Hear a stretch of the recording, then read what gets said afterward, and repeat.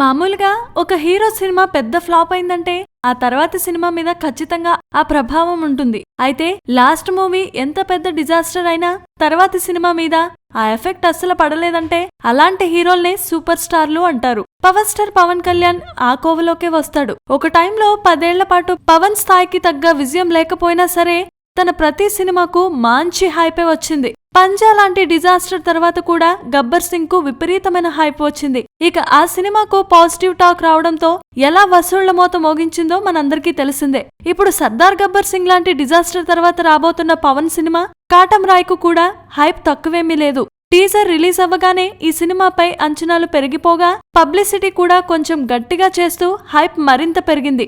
దీనికి తోడు పరీక్షల సీజన్ కావడంతో కొన్ని వారాలుగా ఓ మోస్తరు సినిమాలేమీ రాలేదు. థియేటర్లు వెలవెలబోతున్నాయి. దీంతో కాటంరాయుడు కోసమే థియేటర్లు కూడా కాచుకుని కూర్చున్నాయి. సినీ ప్రియులు కూడా స్టార్ హీరో సినిమా కోసం ఆసక్తిగా ఎదురుచూస్తున్నారు.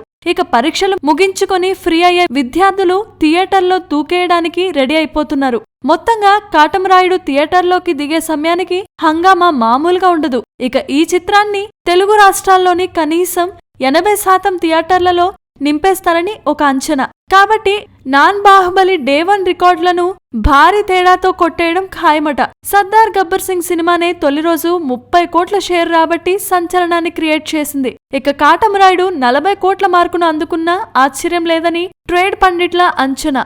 సో చూద్దాం ఏం జరుగుతుందో. Please subscribe. Hi, it's me Purna. Please subscribe.